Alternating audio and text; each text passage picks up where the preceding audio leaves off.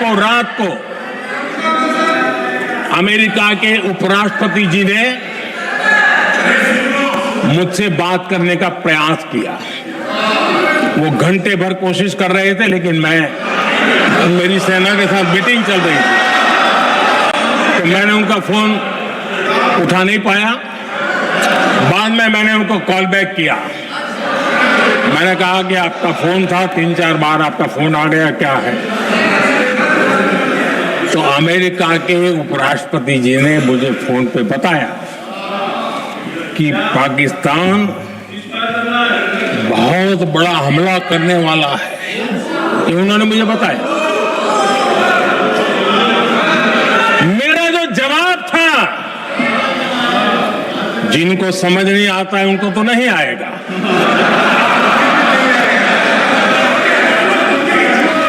मेरा जवाब था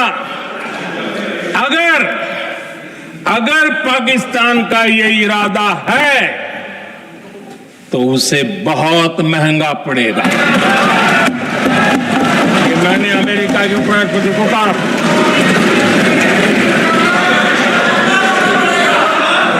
अगर पाकिस्तान हमला करेगा तो हम बड़ा हमला कर करके जवाब देंगे। ये मेरा जवाब था। और आगे मेरा एक वाक्य था, मैंने कहा था हम गोली का जवाब गोले से देंगे। ये 9 तारीख रात की बात है, और 9 रात में और 10 सुबह हमने पाकिस्तान को सैन्य शक्ति को तहस नहस कर दिया था। और यही हमारा जवाब था, यही हमारा जज्बा था। और आज पाकिस्तान भी भली भांति जान गया है कि भारत का हर जवाब पहले से ज्यादा तगड़ा होता है।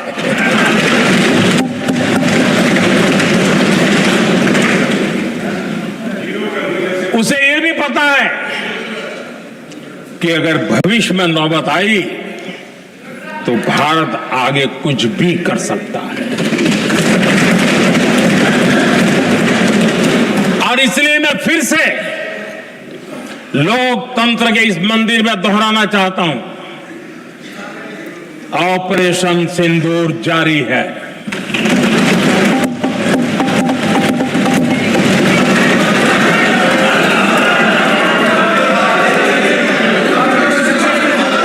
पाकिस्तान ने दुस्साहस की अगर कल्पना की तो उसे करारा जवाब दिया जाएगा।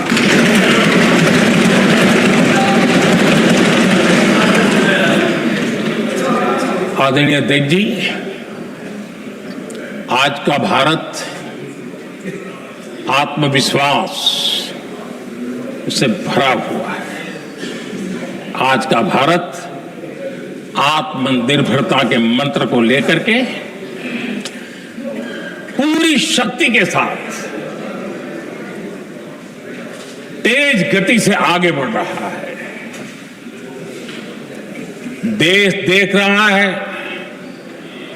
भारत आत्मनिर्भर बनता जा रहा है। लेकिन देश ये भी देख रहा है कि एक तरफ तो भारत आत्मनिर्भरता की ओर तेज गति से आगे बढ़ रहा है, लेकिन कांग्रेस मुद्दों के लिए पाकिस्तान पर निर्भर होती जा रही है।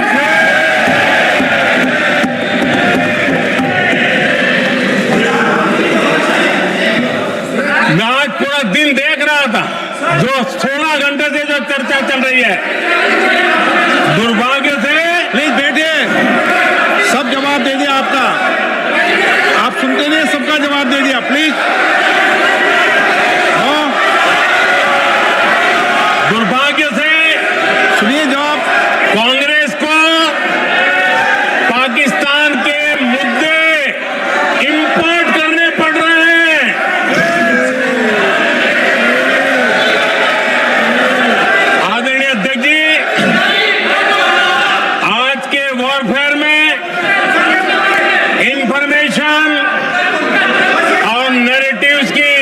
बैठिए। बहुत बड़ी भूमिका है।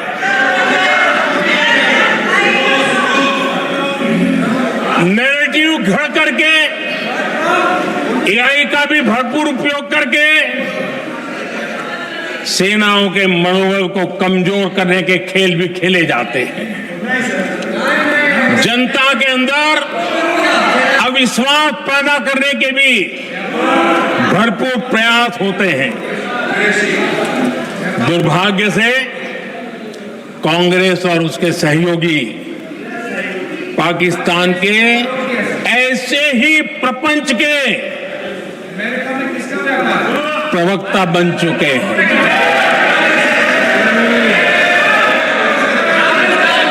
आदरणीय अध्यक्ष जी, देश की सेना ने,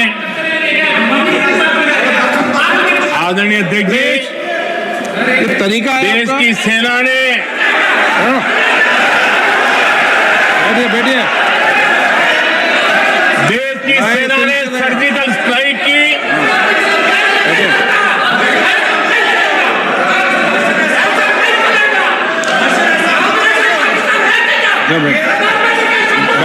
बैठिए। आदरणीय अध्यक्ष जी, देश की सेना ने सफलतापूर्वक सर्जिकल स्ट्राइक की तो तुरंत कांग्रेस वालों ने सेना से सबूत मांगे थे, लेकिन जब उन्होंने देश का मूड देखा, देश का मिजाज देखा, तो सुर उनके बदलने लगे और बदल करके क्या कहने लगे? कांग्रेस के लोगों ने कहा, ये सर्जिकल स्ट्राइक क्या बड़ी बात है, ये तो हमने भी की थी। एक ने कहा 3 सर्जिकल स्ट्राइक की थी, दूसरे ने कहा 6 सर्जिकल स्ट्राइक की थी, तीसरे ने कहा 15 सर्जिकल स्ट्राइक की थी। जितना बड़ा नेता उतना बड़ा आंकड़ा चल रहा था।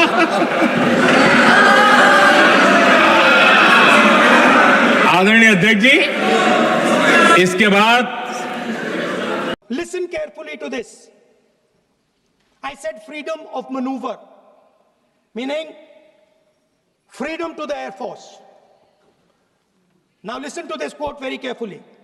Captain Shiv Kumar, Defense Attaché, Indonesia. He says, I may not agree with him that India lost so many aircraft, but I do agree that we did lose some aircraft. And that happened only because,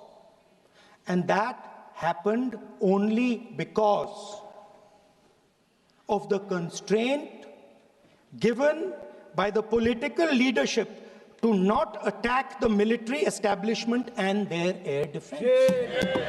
Meaning you went into Pakistan, you attacked Pakistan, and you told our pilots, do not attack their air defense system.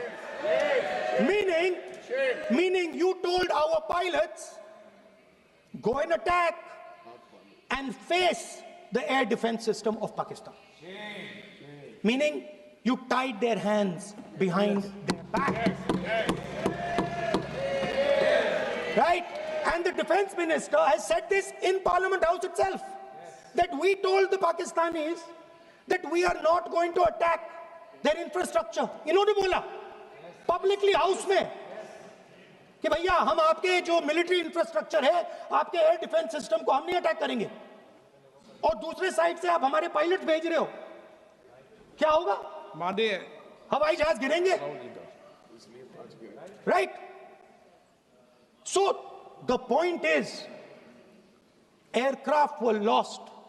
As this gentleman Shiv Kumar says, they were lost because of the constraint given by the political leadership to not attack the military and air defense infrastructure of the Pakistan. मतलब आपने शुरू किया और शुरुआत में ही आपने उनको कह दिया कि भैया हमारे पास ना पॉलिटिकल विल है और ना हम आपके मिलिट्री इंफ्रास्ट्रक्चर पर अटैक करेंगे, और फिर आपने हमारे पायलट से कहा जाके लड़ाई करिए, और नतीजा सारों को मालूम है। आप जवाब नहीं देना चाहते हो, मगर नतीजा सारों को मालूम है।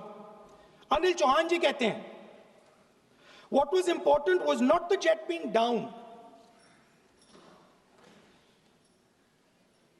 but why they were being down. मतलब वो कह रहे हैं कि जरूरी सवाल यह है कि जेट गिरे क्यों। वो कह रहे गिरे तो ठीक है, मगर जरूरी सवाल है गिरे क्यों। और फिर उसके बाद कहते हैं what mistakes were made. The good part is we were able to understand the tactical mistake which we made, remedy, rectify, and implement after 2 days. And we flew all our jets again, targeting at long range. I want to tell CDS Anil Chauhan ji that you made no tactical mistake. The Indian Air Force made no mistake. The mistake was made by the political leadership that said you cannot attack the military infrastructure. And Anil Chauhan ji must have the guts to say this. That my hands were tied behind my back and I was sent into a war and my enemy was told by my own government that we will not attack your air defense system. So the Air Force is not to blame at all. In the 21st century, you send aircraft into a zone protected by air defense, they will come down. Now why? Why was the Pakistani government told at 1:35 that हम ना आपके infrastructure को attack करेंगे, ना आपके air defence को attack करेंगे, और हम एस्केलेशन नहीं चाहते? मतलब हमने आपको थप्पड़ मारा है मगर दूसरा थप्पड़ नहीं मारेंगे. That is what it means. When we say we don't want escalation, it means मैंने एक थप्पड़ मारा, दूसरा नहीं मारूंगा, तीसरा नहीं मारूंगा, चौथा नहीं मारूंगा. Why? Because the goal of this exercise was to protect the Prime Minister's image. The goal of the exercise, because he has the blood of the people of Pahalgam on his hands, the goal of the exercise was to make sure that he used the Air Force to protect his image.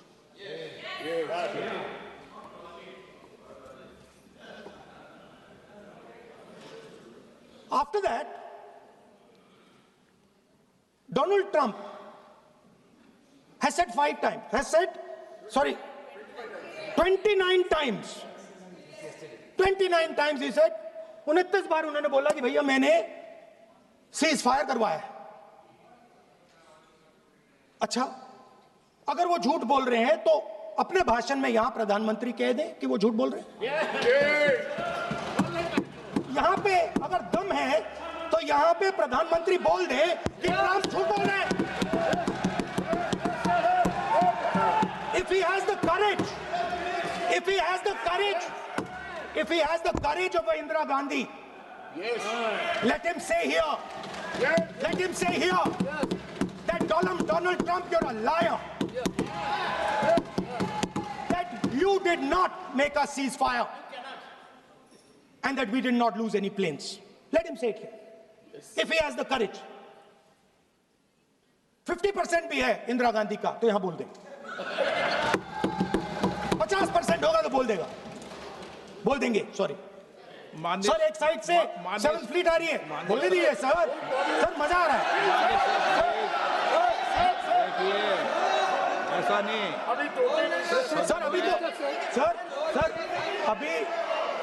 Sir अभी तो मैंने opening नहीं किया sir. आपका समय अभी तो मैं सेट हो रहा हूं. समय आपका कम.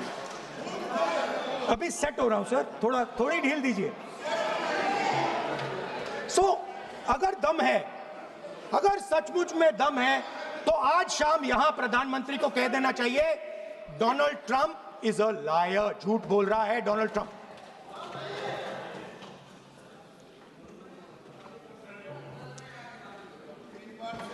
सर एक नई चीज चली है, एक नया शब्द चला है, न्यू नॉर्मल।